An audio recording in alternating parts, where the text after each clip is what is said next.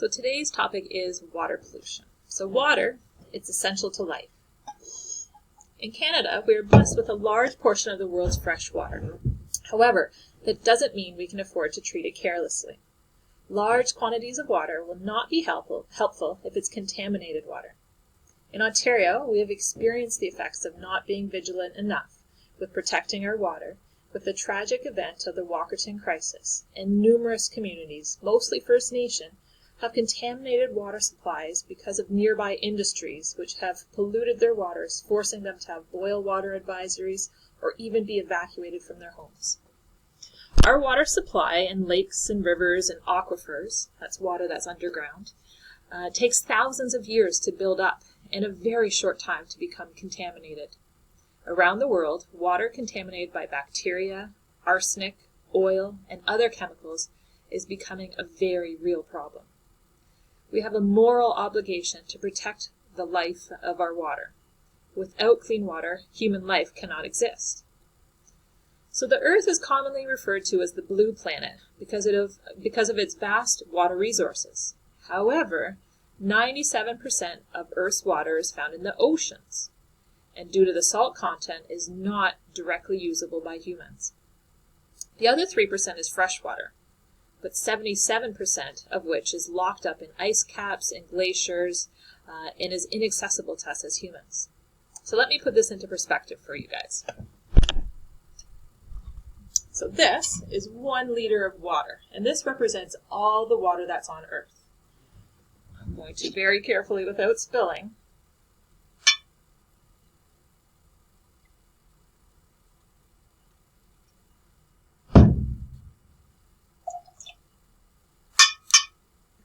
it's tough. There we go. Okay, so this is all the water represented on Earth, and if you guys can see, I've filled it up to the line here. This little bit represents the fresh water on Earth. Percentage-wise, that's all we have, because everything else, again, is in the oceans. Okay, salt water, unusable. So from this little bit that we can actually use, some of it's trapped in glaciers, some of it's too deep in the ground to realistically be recovered. So we actually only have available to us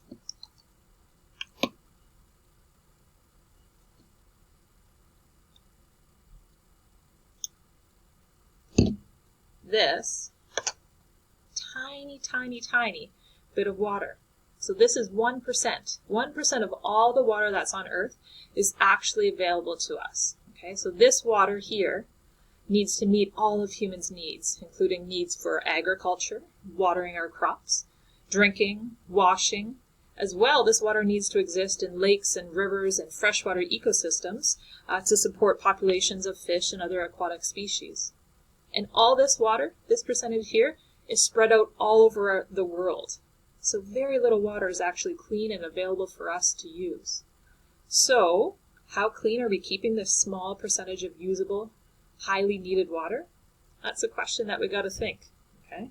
Again, only a little bit is available to us, so we definitely need to take care of what we have. Despite the perception that Canada is a water-rich nation with no water problems, the ability of our freshwater resources to sustain Canada's ecosystem, economy, and society is under stress. Stressors include growth of urban centers, cities, increased industrial activity, and use of agricultural chemicals. The evidence of the stressors made national and global news in 2000 when 7 people died of E. coli contamination in the drinking water in Canada, in a developed nation. And again in 2007 when an entire native community, Saskatchewan, which is near us in northern Ontario, had to be evacuated because of poor water quality. They had to leave their homes. Stuff like this is happening more and more within Canada. On a global basis, water is also a concern around the world. 1 out of 6 humans does not have access to safe drinking water. And as a result, 80% of illnesses in developing countries are water-related. So, what can we do about it? Let's read on in the lesson to find out.